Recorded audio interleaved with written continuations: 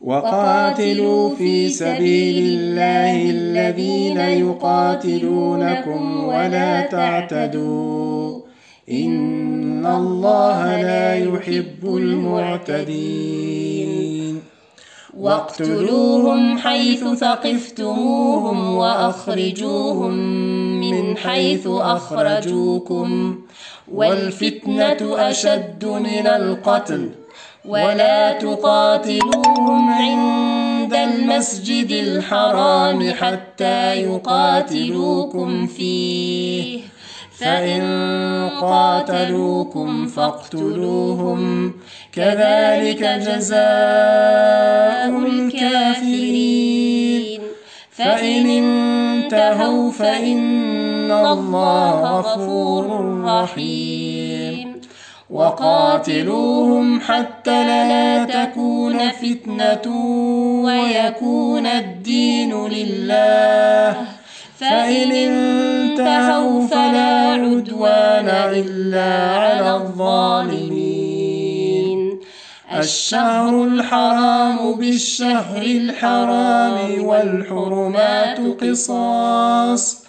فمن اعتدى عليكم فاعتدوا عليه بمثل ما اعتدى عليكم واتقوا الله واعلموا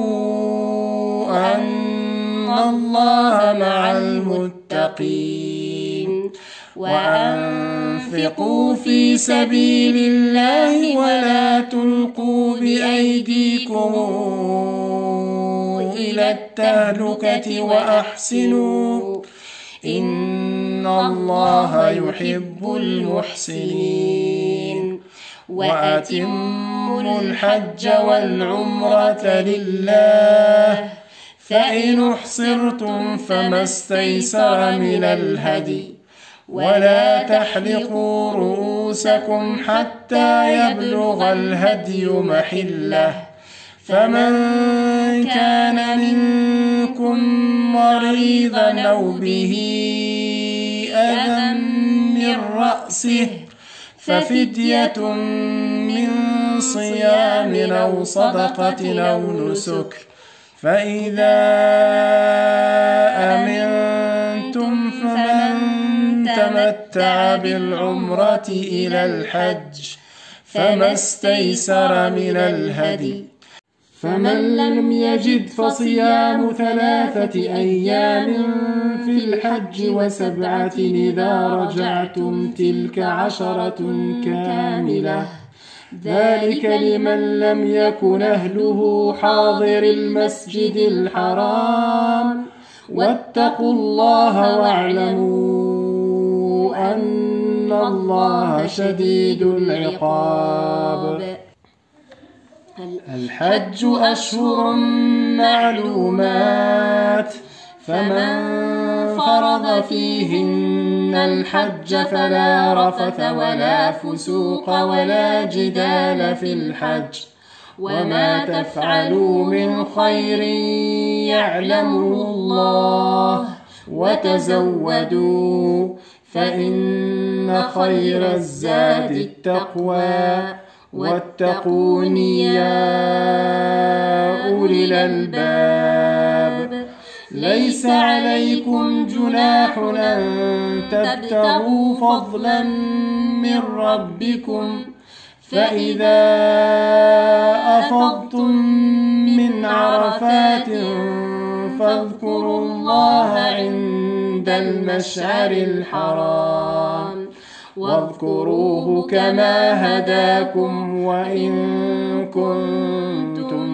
من قبله لمن الضالين ثم أفيضوا من حيث أفاض الناس واستغفروا الله إن الله غفور رحيم فإذا قضيتم مناسككم فاذكروا الله كذكركم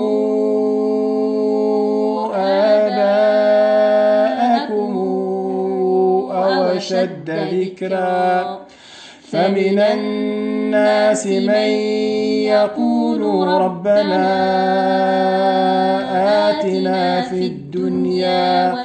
وما له في الآخرة من خلاق ومنهم من يقول ربنا آتنا في الدنيا حسنة وفي الآخرة حسنة وقنا عذاب النار أولئك لهم نصيب مما كسبوا والله سريع الحساب واذكروا الله في أيام معدودات فمن تعجل في يومين فلا إثم عليه ومن تأخر فلا إثم عليه لمن اتقى واتقوا الله واعلموا أنكم إليه تحشرون.